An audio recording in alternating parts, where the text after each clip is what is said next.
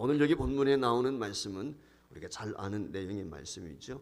이 말씀 중에 보면 베데스다 연못가에서 예수님이 놀라운 이적을 행하시는 그런 말씀을 보게 되는데, 연못 그러면 어떻습니까? 왠지 다정다감하죠. 아름답게 생각이 들고 정감이 드는 그런 생각이 들 때가 많이 있습니다. 우리 주변에도 보면은 예쁜 연못들이, 아름다운 연못들이 참 많이 있습니다. 그런데 오늘 여기 성경에 나오는 이 연못은 아름다움은 고사하고 어떻게 보면 막장과 같은 그런 형편에 있는 그런 연못을 우리가 한번 생각해 볼 수가 있어요. 한마디로 말하면 이 연못은 아름다움이 있고 정말 사람들이 구경하기에 좋은 그런 연못이 아니라 절망촌과 같은 그런 연못이다. 이렇게 우리가 한번 생각해 볼 수가 있습니다. 대부분의 사람들은 더 이상 고칠 수 없는 질병들로 오늘 여기 가득 차 있습니다. 아마 여기 베데스다 연못가에 와 있는 이 병든 사람들은 나름대로 치료를 했을 거예요. 유명하다는 의사도 찾아갔을 것이고 약도 썼을 것입니다. 그런데 낫질 않는 거예요. 해결 방법이 없는 거예요. 그러다가 찾아온 것이 바로 이 연못이란 말이죠. 약은 약대로, 의사는 의사대로 찾아가서 치료를 받았지만 효험이 없어요. 그래서 마지막 가는 곳, 어떻게 보면은 이것이 베데스다 연못이 아닌가라고 하는 생각이 듭니다. 그러니까 여기에 온 사람들은 병도 가봤고 약도 복용해 받고 수단 방법을 다 동원했지만 해결 방법이 없어서 마지막 실마리, 어떻게 보면 이 실오라기도 붙잡으시는 그런 마음으로 마지막 기대를 가지고 희망을 가지고 찾아온 것, 그것이 오늘 여기 베데스다 연못이다, 그렇게 이야기할 수 있어요. 이 연못이 어떤 것이 특징이 있습니까? 오늘 여기 3절 4절 말씀에 보면 이렇게 말씀을 하고 있죠. 물의 움직임을 기다리니 이는 천사가 가끔 못에 내려와 물을 움직이게 하는데 움직인 후에 먼저 들어가는 자는 어떤 병에 걸렸든지 낫게 됩니다. 그렇게 말씀을 했어요. 오늘 여기 말씀에 보니까 물이 용숨칠 때가 있다, 솟아오를 때가 있단 말이죠. 그때 천사가 내려와서 목욕을 하는가 봐요 아마. 그러면은 그때 뛰어 들어가면 낫는다는 거예요. 고침을 받는다는 거예요. 미신적인 거겠죠. 아마 오늘날로 말하면 간열천이라고 생각이 됩니다. 물론 이제 온천에 가면 물이 끓어오르기도 하고 있지만은 아마 이게 간열천이 아니었을까 이런 생각을 가져보게 되는데, 그 온천수 때문에 종종 그곳에서 병을 치료받는, 뭐 우리가 아는 것처럼 피부병이나 이런 것들은 온천수가 좋다고 그러니까 혹시라도 그런 질병을 앓던 사람들이 치료를 받았는지 모르겠죠. 그러니까 이곳에 와서 목욕을 하고 가는 사람들이 치료를 받았다라고 하는 것은 어떻게 보면 과장된 것일 수도 있고 또 미신적인 걸 수도 있습니다. 한마디 우리가 명심해야 될 것은 여기에 있는 사람들 치료받기 위해서 와 있는데 한 사람만이 치료받을 수 있다는 거예요. 물이 용수염 칠 때 모든 사람이 치료받는 게 아니라 한 사람만이 치료받는 거예요. 복권 맞히는 거 비슷한 것 같아요. 복권을 사보지를 못해 안 해서 잘 모르겠지만, 근데 복권 당첨이 굉장히 힘들다고 그러잖아요. 뭐 어느 정도 비율이 있는지는 모르겠지만은 확률적으로 얼마 되지 않는단 말이죠. 오늘 본문도 어떻게 보면 그와 같은 것 같아요. 여기에 있는 사람들 사실 불쌍한 사람들이죠. 왜 불쌍한 사람들입니까? 일반 병원에서는 일반 약을 통해서는 치료받지를 못했단 말이죠. 한마디로 말하면 소망이 없어요. 내가 나을 가능성이 없다라고 하는 생각을 가지고 있는 사람들. 요즘에 종종 자살하는 그와 같은 기사들을 보죠. 왜 자살합니까? 소망이 없기 때문에. 소망이 없다는 말은 미래가 없다는 말이에요. 꿈이 없다는 말이에요. 앞이 안 보이는 거예요. 나락에 떨어질 수밖에 없는 거죠. 그러니까 자기 생을 포기할 때가 있는 거죠. 오늘 여기 있는 사람들이 그렇습니다. 소망이 없어요. 기쁨이 없어요. 설령 소망이 있다 할지라도 오늘 이 소망은 무엇입니까? 헛된 소망이에요. 사실 어떻게 보면 가장 불쌍한 사람은 소망을 잃어버린 사람이 아니라 헛된 소망을 가지고 있는 사람이 더 불쌍한 사람이죠. 그게 소망인 줄 알고 그걸 기대하며 참고 인내하며 왔단 말이죠. 마지막 순간에 도달해 보니까 헛소망이 아무것도 없어요. 허수아비에 그것처럼 낙심이 되는 경우 어디 있겠습니까? 참으로 비참한 거죠. 그런데 오늘 여기 베데스다 연못은 그와 같은 일만 있는 게 아니라 더 비참함이 여기에 또 하나 있습니다. 세상의 막장과 같은 그런 모습이 오늘 여기 본문에 기록이 되어 있는데, 이처럼 소망을 잃어버린 사람들이 이 모인 곳에 특별한 것이 무엇입니까? 자기들끼리 경쟁해야 된다. 우리가 동병상련이란 말이 있죠. 같은 처지에 있단 말이에요. 같이 병들어 아파요. 힘들어요. 그럼 서로 위로하고 격려해야 되잖아요. 근데 오늘 여기는 어때요? 아니에요. 격려할 수 있는 입장이 아니에요. 양보할 수 있는 입장이 아니에요. 먼저 뛰어들어가야 돼요. 경쟁해야 되는 것입니다. 헛된 소망을 위해서, 그것도 베데스다라고 하는 곳이 그와 같은 곳이에요. 우리가 잘 아는 것처럼 베데스다라고 하면은 자비의 집이다, 떡집이다, 자비의 집, 그렇게 이야기하지 않습니까? 근데 오늘 여기 베데스다 연못은 어때요? 자비가 없어요. 무자비한 거예요. 내가 먼저 뛰어 들어가야 나을 수 있어요. 살 수 있어요. 헛된 소망이지만 그럼에도 불구하고 경쟁을 하고 있는 것입니다. 살벌한 것입니다. 오늘 우리 세상과 조금도 다르지 않죠. 그곳에 예수님이 어느 날 찾아오셨어요. 그리고 정말 절망 중에 있는 사람, 한 형제를 보게 되죠. 오늘 여기 5절 6절 말씀에 보면 거기 38해 된 병자가 있더라. 예수께서 그 누운 것을 보시고 병이 벌써 오랜 줄 아셨다. 38년 된 병자. 어떤 병에 걸렸는지는 모르겠지만은 1, 2년도 아닙니다. 10년도 안에 38년 됐어요. 그의 나이가 몇 살이었는지 모르겠지만 어릴 때부터 만약에 병에 걸려서 38년 동안 고생을 하고 있다면은 인생이 얼마나 불쌍한 인생이겠습니까? 나이는 몇 살이 됐는지도 모르겠지만은 38년 동안 질고와 질병으로 고통당하게 될 때 오늘 이 자리까지 왔단 말이죠. 이 자리까지 왔다는 이 말의 의미는 가족으로부터도 버림받은 거죠. 누군가가 베데스다 연못가에 같이 와 있었다면은 물이 동하게 될 때 이 사람을 번쩍 들어가지고 던져 넣기도 할 거 아니겠어요?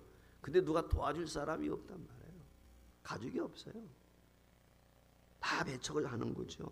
한마디로 말하면 버림받은 사람입니다. 여러분, 버림받은 사람, 이 사람 마음에는 무엇이 가득하겠어요? 상처가 가득하죠. 아픔이 있죠. 그렇지 않겠습니까? 스스로 아무것도 할 수 없는 자기 자신을 생각할 때 어떤 생각이 들겠어요? 얼마나 세상이 원망스럽겠습니까? 한탄스럽게 했어요. 불행하다고 자기 자신을 생각해요. 어쩌면 죽고 싶을 텐데 죽고 싶어도 죽지를 못하는 거지. 그게 오늘 이 사람이에요. 그럼에도 불구하고 한낱 실 같은 기대를 가지고 오늘 여기 베데스다 연못가에 왔단 말이죠. 그곳에 머무는 동안 그가 가졌던 기대와 소망, 어쩌면 먼저 뛰어 들어가는 사람들이 나았는지 어떤지는 모르겠지만은 하루에 몇 번이나 이 물이 용수름 치는지는 모르겠어요. 한 달에 몇 번 용수름 치는지 그건 잘 모르겠지만 그때마다 자기보다 먼저 뛰어 들어가는 사람들이 있는 거예요. 그 먼저 뛰어 들어가는 사람들을 보면서 이 사람이 얼마나 좌절했을까 라고 하는 생각을 가져보게 되죠. 그때 예수님이 그에게 묻습니다. 내가 낫고자 하느냐. 우리가 흔히 그런 얘기를 하죠. 예수님의 질문이 참 어리석다. 이곳에 와 있어요. 고침받기 위해서 와 있죠.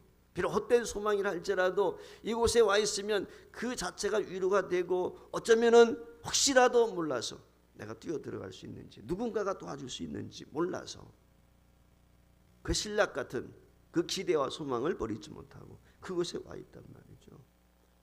그런데 왜 예수님께서 이 38년 된 명자에게 내가 낫고자 하느냐라고 하는 질문을 했을까요? 예수님이 그걸 몰라서 그래요? 아니죠. 중요한 건 뭐냐면 그와 같은 상황 속에 있는데 내가 정말 낫고자 하는 열망이 있느냐, 의지가 있느냐. 우리가 아는 분들 가운데도 연약한 분들이 많이 있죠. 투병 중에 있는 분들도 많이 있죠. 저는 제가 보니까 의지가 중요해요. 하나님의 은혜지만 의지가 있어야 돼요. 나는 나을 수 있다, 확신. 하나님이 은혜 주시면, 하나님이 역사하시면 이 문제 해결받을 수 있다. 이 긍정 마인드를 갖는 게 굉장히 중요해요. 의지가 필요한 거예요. 의지가. 오늘 주님이 그걸 묻는 거예요. 자, 병자의 대답이 무엇이죠? 7절에 이렇게 이야기합니다. 병자가 대답하되 주여 물이 움직일 때 나를 못에 넣어주는 사람이 없어 내가 가는 동안에 다른 사람이 먼저 내려갑니다. 자, 오늘 여기 7절 말씀에 보면은 이 사람이 두 가지 면에 불만이 있어요. 그게 무엇입니까? 첫 번째, 날 도와주는 사람이 없다. 거기에 대한 불평이 있어요. 가족이 도와주던 누가 도와준 날 좀 도와줬으면 좋겠는데 그래서 물이 동할 때가 내가 먼저 1등으로 들어가면 좋겠는데 누가 도와줄 사람이 없다. 도움을 줄 사람이 없어요. 우리가 살다 보면 도움이 줄 사람이 없을 때 얼마나 힘이 됩니까? 누가 곁에 있으면 위로가 되고 힘이 되는데 도울 사람이 없다. 이게 첫 번째 불평. 두 번째는 뭡니까? 자기보다 남이 한 발 더 먼저 들어간다는 거예요. 즉 이 말의 의미는 내가 들어갈 수 있는 기회를 뺏겼다는 거예요. 저 사람 때문에 내가 못 들어가는 거예요. 한마디로 말하면 핑계죠. 전가시키는 거죠. 의욕상실증에 걸려 있을 뿐만 아니라 책임을 남에게 전가시키는 거예요. 핑계대고 있습니다. 매사에 불평이 있습니다. 그렇게 오늘 여기 불평병, 핑계병에 걸려 있는 사람, 이게 환자예요. 우리가 살다 보면은 이 사람만이 원망하고 불평하고 핑계를 댈까요? 우리도 마찬가지죠. 우리도 힘들고 어려울 때 그렇지 않습니까? 누구 때문에, 뭐 때문에 힘들고 어려우면 어때요? 정치인 탓할 때도 있고 나라 탓할 때도 있고 그렇지 않습니까? 회사에서도 오너 탓할 때도 있고 말이죠. 가정에서도 가장 탓할 때도 있고 자녀 탓할 때도 있고 원망할 때가 얼마나 많이 있어요. 뭐 때문에? 우리 인간이라고 하는 것이 아담의 후손이기 때문에 책임 전가를 잘해요. 불평과 원망이 많아요. 내 탓이요라고 하는 사람이 극히 듭니다. 예수님께서는 오늘 여기 이 사람이 누군가가 나를 그곳에 넣어줄 사람이 없습니다 라고 이야기했을 때 전혀 다른 말씀을 연민의 정을 가지고 38년 된 환자에게 말씀을 하죠. 8절 말씀에 무엇이라고 이야기합니까? 일어나 내 자리를 들고 걸어가라. 일어나 내 자리를 들고 걸어가라.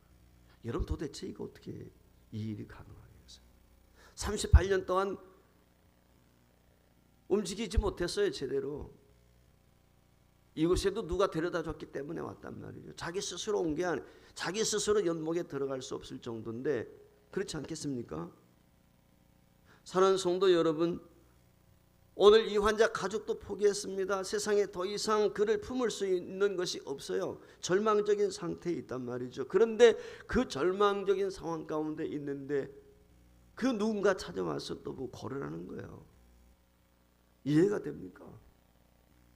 도대체 그분이 누구이기에 38년 된 이 자리에 누워있는 사람에게 일어나 내 자리를 들고 걸어가라 말씀할 수가 있을까요?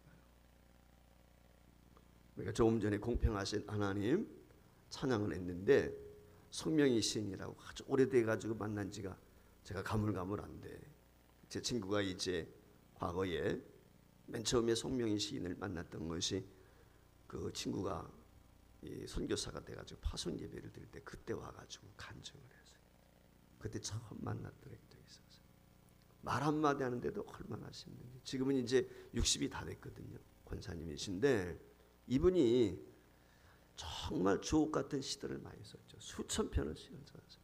그 누구보다도 멋진 시들을 많이 썼는데 그 시 중에 오늘 하나를 여러분들에게 소개해준 그 이름이라는 시예요. 그 이름의 시에 보면 이런 시가 예수 그 이름 나는 말할 수 없네. 그 이름 속에 있는 비밀을 그 이름 속에 있는 사랑을 그 사랑을 말할 수 없어서 그 풍부한 표 못해서 비밀이 되었네. 그 이름 비밀이 되었네. 사람들 그 이름 건축자의 어린 돌처럼 버렸지만 내 마음에 새겨진 이름은 아름다운 보석 내게 있는 귀한 비밀이라. 내 마음에 숨겨진 기쁨 예수 그 이름 나는 말할 수 없네.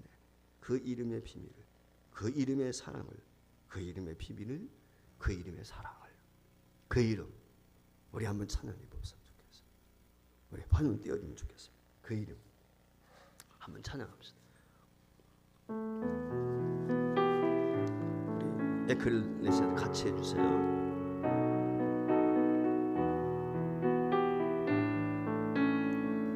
예수 그 이름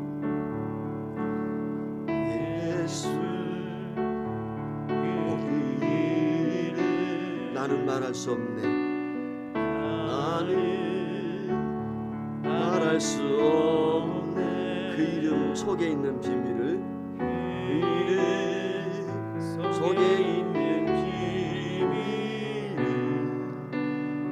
그 이름 속에 있는 사랑을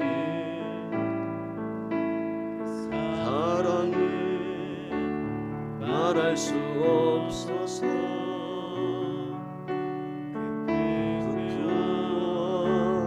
표현 못해서 비밀이 되었네 비밀이 되었네 사람들 그 이름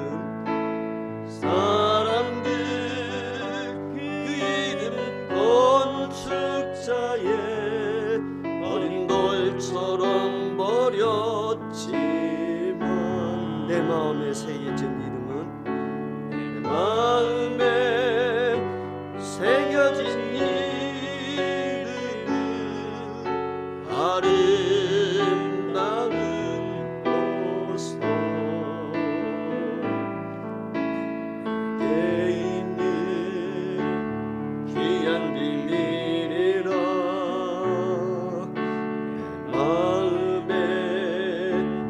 숨겨진 기쁨 예수 그 이름 말할 수 없네 사람들 그 이름 건들 자에 사람들 그 이름 건축 자에 어린 돌처럼 버렸지만 내 마음에 새겨진 이름은 아름다운 보석 내게 있는 귀한 비밀이라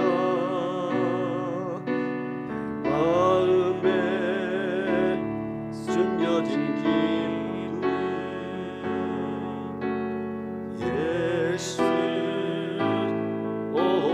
그 이름 나는 말할 수 없네 그 이름의 비밀을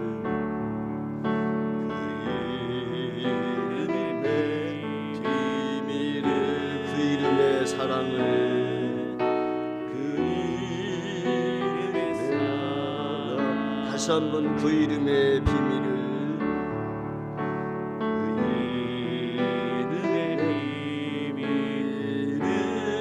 그 이름의 사랑을 그 이름의 사랑 여러분 뇌성마비에 걸려서 지금 한 60년 태어난 지 6개월 만에 그렇게 돼버렸거든요. 지금까지 뇌성마비 환자가 되어서 말 한마디 제대로 할 수 없고 제대로 움직일 수 없는 이 권사님 그 예수님의 이름이 이 세상에서 가장 아름다운 보석과 같다. 보석. 여러분에게 예수 그리스도는 누구십니까? 오늘 나에게는 예수라고 하는 존재가 없다. 예수 그리스도 이름이 얼마나 소중한지 노래한 노래들은 수없이 많죠. 지난 기독교 2000년 역사에 그 예수 이름 때문에 그 예수의 이름으로 어떻게 살아왔는지 우리 수많은 사람들의 간증을 통해서 고백을 통해서 알 수가 있죠.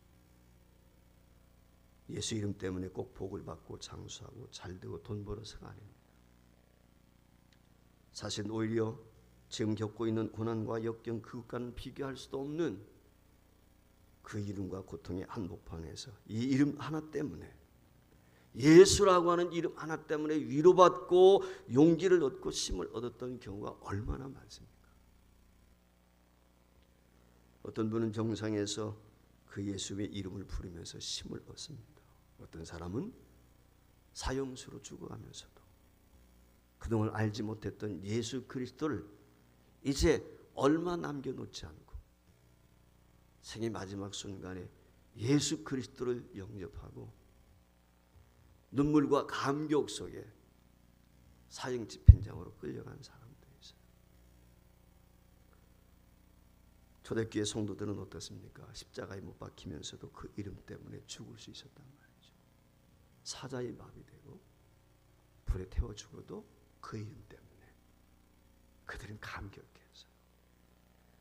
오늘 성명이 시인의 고백과 같이 어떤 사람들에게는 건축자의 돌이었는지 모르지만 그러나 어떤 사람들에게는 가슴 속에 그 보석처럼 그 어떤 것보다도 소중하고 귀한 보석처럼 그 이름이 너무 소중한 거예요. 사랑하는 성도 여러분이요, 도대체 예수 그리스도가 누구이기에 그 이름이 이처럼 위대한 것이고 그 이름이 보석이 될 수가 있을까요? 예수 그가 누구이신가? 오늘 우리는 다시 한번 이 사순절 네 번째 주간을 지내면서 과연 예수가 누구냐? 이 베데스다 연못가에 오신 예수 그리스도가 누구냐? 그분이 누구이기에 이 38년 된 병자를 향해서 일어나 걸어가라 말할 수 있을까? 먼저 기억해야 될 것은 첫 번째, 자기 백성을 그들의 죄에서 구원할 메시아라는 사실. 이걸 우리가 기억해야 돼. 마가복음 1장 21절 말씀에 보면 예수 그리스도께서 이 땅에 탄생하실 때 천사가 그의 이름을 가르쳐주고 있어요. 아들을 낳으리니 이름을 예수라 하라. 이는 그가 자기 백성을 그들의 죄에서 구원할 자입니다. 자, 예수라고 하는 이름이 뭐예요? 구원주란 말이에요. 메시아란 말이에요. 구원주. 여러분들 혹시 뉴스나 다큐멘터리 같은 데에서 이 TV 보면은 그런 것들이 종종 나올 때 있죠. 밀렵꾼들이 말이죠. 야생 동물들을 밀렵하는 장면들 나올 때 그래서 그 덫 같은 것을 놓지 않습니다. 그래서 그 덫에 이 야생 동물들이 걸려가지고 발목이 잘라지기도 하고 목에 걸려서 끙끙대다가 죽기도 하고 아마 그런 현상들 여러분들 보았을 거예요. 저도 오래전에 기억인데 이 새끼를 뵌 이 산 돼지가 이 덫에 걸렸어요. 그 덫에 걸려가지고 발이 걸렸는데 그 발버둥을 얼마나 치는지 그 발에 말이죠, 발목에 피가 그냥 나죠. 그런데 덫에 걸려가지고 빠져나가지를 못하게 되니까 결국은 어떻게 돼요? 점점 죽어갈 수밖에 없는, 얼마나 비참한지. 그 모습을 보는 순간 그런 생각을 가졌어요. 오늘 저와 여러분이 우리 인류가 사탄이 쳐놓은 덫에 다 걸려버렸다. 죽음의 덫에 걸리지 않은 사람이 단 한 명도 없어요. 그 덫에 걸려서 발버둥 치고 있는 거예요. 발목이 잘라지고 온몸이 피투성이가 되기까지. 그게 우리 인생들의 그렇게 살 수밖에 없는 존재들이었어요. 덫에 걸려서, 죄의 덫에 걸려서 발버둥 치다가 피투성이가 되어서 죽어갈 수밖에 없는 존재가 저와 여러분인 거예요. 그런데 이 죽어갈 수밖에 없는 저와 여러분을 위해서 하나밖에 없는 독생자 예수 그리스도를 내보내 주신 거예요. 그 예수 그리스도를 그 덫에 우리 하나님이 되어 주셨다고요. 예수 그리스도 그 덫에 걸려서 피투성이가 되기까지 저와 여러분을 위해서 자기 한번 불태워 주신 거예요. 그리고 마침내 어떻게 됩니까? 하나님과 원수되었던 우리들을 화목케 하셨어요. 화해시켜 주셨단 말이에요. 화목제물이 되셨단 말이죠. 그게 예수예요.